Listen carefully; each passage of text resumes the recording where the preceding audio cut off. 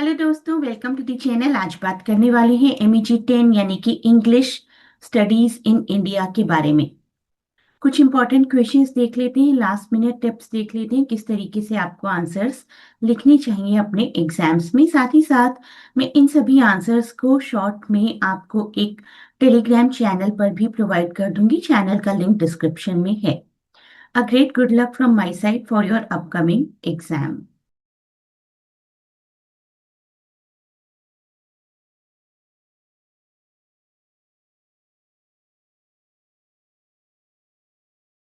कुछ क्वेश्चंस देती हूँ मैं आपको, पॉइंट्स को एक्सपैंड करिएगा और क्वेश्चन की लैंग्वेज थोड़ी डिफरेंट हो सकती है।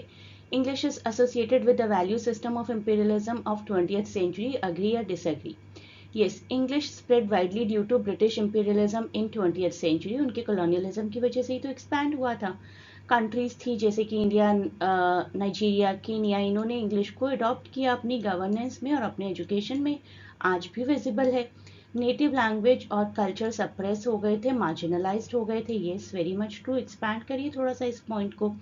इंग्लिश एक पावर का सिंबल बन गई। हम भी तो इंग्लिश पढ़ रहे हैं ना अभी, और इंग्लिश जानना, इंग्लिश को समझना, इंग्लिश बोल पाना कितना ज़रूरी है, that we know. Western superiority बन गई। इवन आफ्टर इंडिपेंडेंस हम क्या इंग्लिश को गिव अप कर पाए? नहीं कर पाए। इंग्लिश अभी भी डोमिनेंट है बहुत सी एक्स कॉलोनीज में। इंडिया का ही एक एग्जाम्पल ले लीजिए। This reflects the continued influence of imperial values and system. तो जो भी imperial values मिली हमें, imperial English हमें मिली, वो आज भी continued है। इन सभी पॉइंट्स को आप थोड़ा थोड़ा थोड़ा करके एक्सपैंड ज़रूर करिए अपने एग्जाम में और बहुत अच्छा आंसर फॉर्म हो जाएगा। इंग्लिश कैसे इंट्रोड्यूस हुई 19th सेंचुरी इंडिया में? This is also a very important question और आपको ज़रूर आना चाहिए। ब्रिटिश कॉलोनियल रूल की वजह से 18th और 19th सेंचुरी में they created a need for communication and administration, और इंडिया के लोगों को इंग्लिश सीखने पर मजबूर किया गया।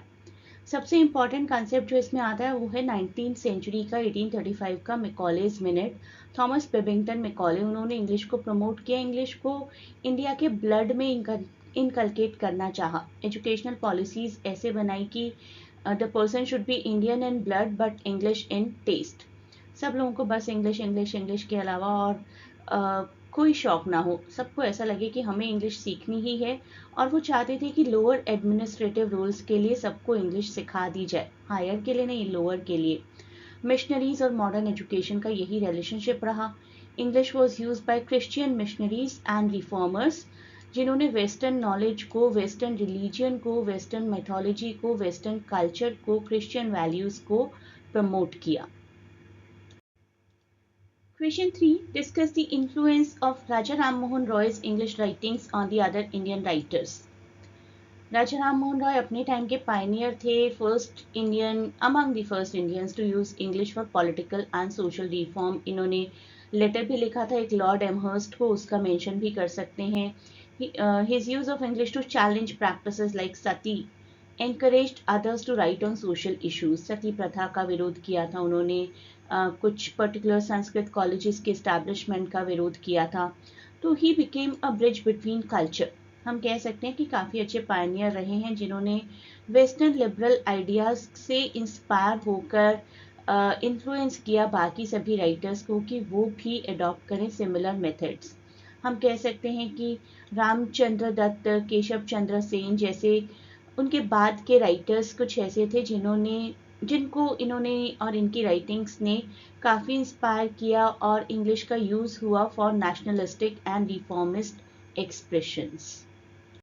नेक्स्ट क्वेश्चन है इंग्लिश की इंपॉर्टेंस के बारे में, और ये बहुत मुश्किल क्वेश्चन नहीं रहेगा क्योंकि हम इंग्लिश को इस्तेमाल करें, इंपॉर्टेंस भी जानते हैं।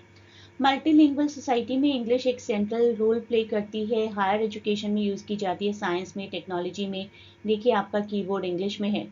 Economic opportunities, global industries, IT, business, ये सब इंग्लिश को ही प्रमोट करते हैं। Language of diplomacy, language of politics, language of international relations. Modernity का भी एक सिंबल है, सोशल मोबिलिटी का भी एक सिंबल है। इंग्लिश आना एक अच्छे स्टेटस की पहचान मानी जाती है, ऑल्दो गलत बात है, हिंदी हमारी नेशनल लैंग्वेज है, ऐसा होना नहीं चाहिए। ग्लोबल लेवल पर हमें लेकर जाती है। However it also highlight social inequality due to unequal access to English education. अब सबकी इंग्लिश तो बहुत बढ़िया नहीं होती, किसी की शशि थरूर जी के लेवल की होती है, किसी की थोड़ी सी मीडियोकर होती है और किसी को नहीं आती है।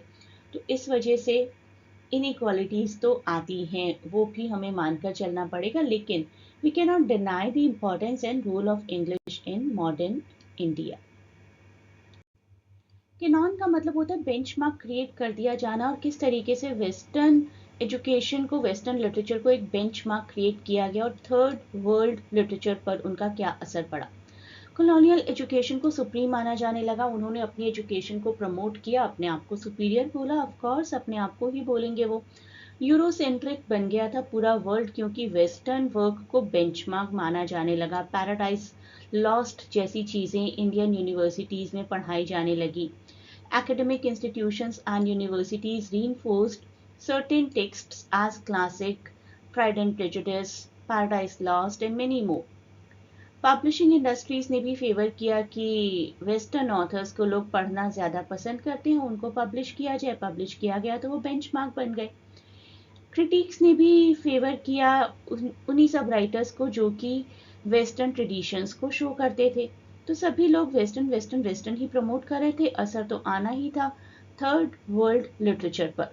थर्ड वर्ल्ड लिटरेचर सारी कॉलोनाइज्ड कंट्रीज का लिटरेचर यू कैन से। तो हम हो गए मार्जिनलाइज्ड और नॉन वेस्टर्न वॉइसेस थोड़ी सी दबकर रह गई। इंडिया की राइटिंग या फिर किसी और नेबरिंग कंट्री की राइटिंग्स को इतनी इंपॉर्टेंस नहीं दी गई। It forced many writers to imitate western style for acceptance, कि हमें भी वेस्टर्न स्टाइल में लिखना पड़ेगा, हम अपने इंडिजिनस स्टाइल में लिखेंगे तो एक्सेप्टेंस ही नहीं होगी। Global recognition third world narratives का बहुत डिले हो गया।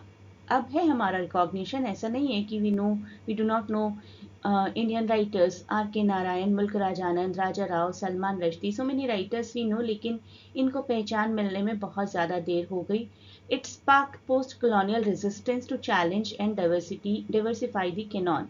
तभी हमें जितने भी पोस्ट colonial लिटरेचर हैं कहीं ना कहीं एक हेट्रेड या फिर एक फ्रिक्शन नजर आता है उनका इंग्लिश कल्चर के साथ। 1835 में मैकॉले जी इंग्लिश एजुकेशन लेकर आए थे और किस तरीके से उन्होंने इंग्लिश को बहुत प्रमोट किया।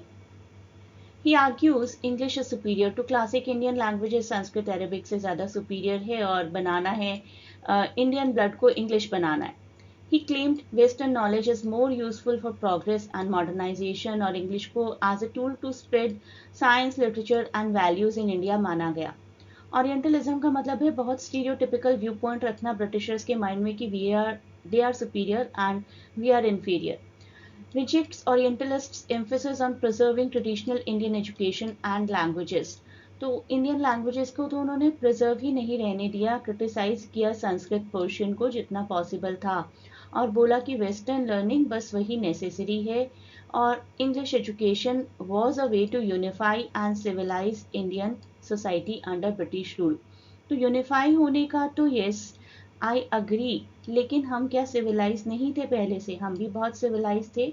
हमारे पास तक्षशिला, नालंदा जैसी यूनिवर्सिटीज ऑलरेडी थी जहाँ पर इंटरनेशनल स्टूडेंट्स आया करते थे, लेकिन फिर भी कहीं ना कहीं हमें डिग्रेड कर दिया गया और अपनी इंग्लिश को सुपीरियर डिक्लेयर कर दिया गया। अब हमें डिस्कस करना है role of English literature in English language teaching. काफ़ी हद तक काम आता है, हम भी इंग्लिश लिटरेचर के थ्रू ही सीख रहे हैं। सिर्फ इंग्लिश सीखने से इंग्लिश नहीं आती, इंग्लिश जीने से इंग्लिश आती है। और हम कैसे जी सकते हैं? इंग्लिश लिटरेचर की हेल्प से हमारी वोकैबुलरी रिच हो जाती है। शेक्सपियर के प्लेस को पढ़ के फॉर एग्जांपल हम कॉम्प्लेक्स सेंटेंस स्ट्रक्चर समझते हैं, कल्चर को समझते हैं हम, जैसे कि विक्टोरियन कल्चर को समझेंगे चार्ल्स डिकेंस के नॉवेल से। और क्रिटिकल थिंकिंग एक डेवलप हो जाती है अपने आप। रॉबर्ट फ्रॉस्ट, रॉबर्ट ब्राउनिंग जैसे राइटर्स को पढ़कर डीप इंटरप्रिटेशन हम सीख जाते हैं। एक बहुत अच्छा प्लॉट है curious case of Benjamin button, और इनसे हम लोग काफ़ी हद तक स्टूडेंट्स को एंगेज रख सकते हैं लिटरेचर पढ़ाकर। कब तक सिर्फ इंग्लिश पढ़ाते रहेंगे?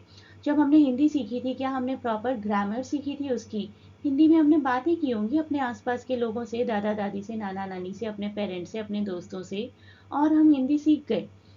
बहुत से लोग ऐसे होंगे जिन्होंने हिंदी के ग्रामेटिकल रूल्स कभी भी नहीं पढ़े होंगे, लेकिन फिर भी हिंदी आती है क्योंकि हिंदी में बातें की हैं उन्होंने। अब इंग्लिश में हम बातें तो ज़्यादा नहीं कर सकते, लेकिन कैसे कम्युनिकेशन इम्प्रूव कर सकते हैं? By reading literature. तो लिटरेचर क्या करता है? इंस्पायर करता है हमें इमेजिनेटिव राइटिंग्स और एक्सप्रेशंस के लिए। अगला क्वेश्चन है रविंद्रनाथ टैगोर जी के बारे में। टैगोर जी ने किस तरीके से रेडिकल कैनॉन क्रिएट की? कैनॉन के बारे में हम बात कर चुके हैं ना, बेंचमार्क। रविंद्रनाथ टैगोर ने इंडियन और यूनिवर्सल ह्यूमनिज्म को आपस में इतने अच्छे से ब्लेंड किया कि एक नया ही लिटरेरी विजन लोगों के सामने आ गया। कॉलोनियल विक्टोरियन नॉर्म्स को उन्होंने चैलेंज किया, फ्रीडम, स्पिरिचुअलिटी, नेशनलिज्म जैसी चीज़ें प्रमोट की अपने work Gitanjali, home and the world के थ्रू। तो उन्होंने प्रमोट किया इंडियन वैल्यूज़ को भी और साथ ही साथ कैरी किया इंग्लिश वैल्यूज़ को भी। he wrote both in Bengali and English. International acclaim मिला उन्हें, नोबेल प्राइज मिला और वो एक बेंचमार्क अपने आप में बन गए। काफ़ी अच्छे प्लेस हैं उनके, रक्त कराबी जैसे और चौकेर वाली जैसे, जो कि इंस्पायर करते रहे फ्यूचर राइटर श्री अरबिंदो, सरोजिनी नायडू जी को। टैगोर की एफर्ट्स ने एक नई कैनॉन को ही जन्म दिया, जिसमें बहुत ज़्यादा ब्रिटिशर्स को अपोज भी नहीं किया गया था, बहुत ज़्यादा सपोर्ट भी नहीं किया गया था। अपनी वैल्यूज़ नेचुरल वे में कैरी की हमेशा टैगोर जी ने, और इसी वजह से हमेशा नेचुरली ही इनको फॉलो किया गया। दलित लिटरेचर के बारे में है नेक्स्ट क्वेश्चन। तो दलित बॉर्न होना चाहिए क्या दलित राइटिंग के लिए? ये है क्वेश्चन। दलित लिटरेचर क्या है? जो कि किसी दलित की स्ट्रगल को रिप्रेजेंट करता है with in the community, with in the social structures. Dalit born writers हैं जैसे कि भामा, ओम प्रकाश वाल्मीकि, जिनकी बहुत अच्छी राइटिंग है, जूठन। अगर वो दलित बॉर्न हैं तो उनकी राइटिंग्स काफ़ी ऑथेंटिक और काफ़ी फर्स्ट हैंड होंगी। पर्सनल एक्सपीरियंस हमें नजर आएगा जो कि डीपर इंसाइट देगा। वो पर्सनल एक्सपीरियंस शायद किसी नॉन दलित की राइटिंग में नहीं आ पाएगा। That is very much true.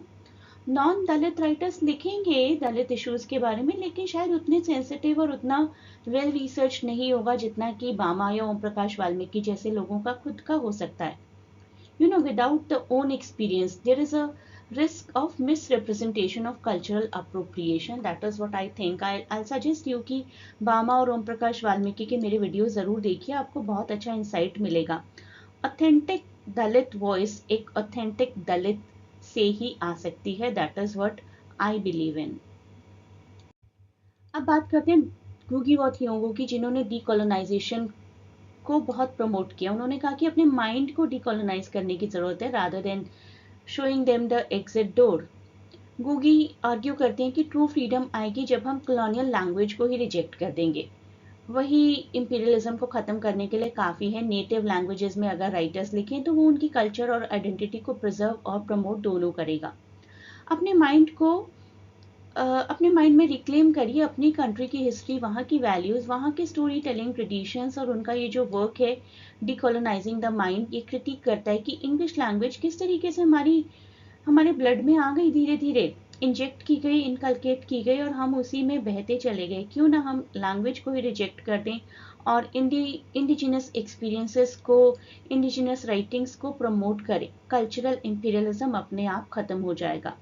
This approach empowers African people to assert their identity and resist mental colonization. तो इंडिया में भी अगर ऐसा हो गया होता, सभी राइटर्स ने इंग्लिश को रिजेक्ट कर दिया होता, सभी राइटर्स ने किसी भी तरीके की इंग्लिश कल्चर को, इंग्लिश अटायर्स को, इंग्लिश वैल्यूज़ को रिजेक्ट कर दिया होता, तो शायद वो एक बहुत बड़ी चोट होती ब्रिटिशर्स के लिए और शायद बहुत पहले ही एग्जिट डोर दिख जाता उनको। लेकिन ऐसा नहीं हुआ। हमने इंग्लिश को बहुत अच्छे से अडॉप्ट किया और आज देखिए हम लोग उसी इंग्लिश कल्चर में इन्वॉल्व हैं। But yes, we can not even deny कि इंग्लिश की इम्पोर्टेंस नहीं है। इंटरनेशनल लेवल पर इंग्लिश की आज की डेट में इतनी इम्पोर्टेंस है कि it is okay that we know English. I know मेरे बहुत से व्यूअर्स ने ये चैनल ऑलरेडी ज्वाइन किया हुआ है and I am still giving this information. Poonam दुआ MEG इग्नू, ये चैनल ज्वाइन करिए, यहाँ पर आपको काफ़ी इन्फॉर्मेशन मिलती रहेंगी MEG कोर्स से रिलेटेड। जून 2026 एग्जाम्स के लिए मेरे बैचेस बनने शुरू हो गए हैं। आप में से जो भी ज्वाइन करना चाहें they can go for the registration. This is the WhatsApp link और साथ ही साथ एक टेलीग्राम लिंक भी गिवन है वीडियो के डिस्क्रिप्शन में। You can contact at any of the link you wish to. Great good luck for your upcoming exam.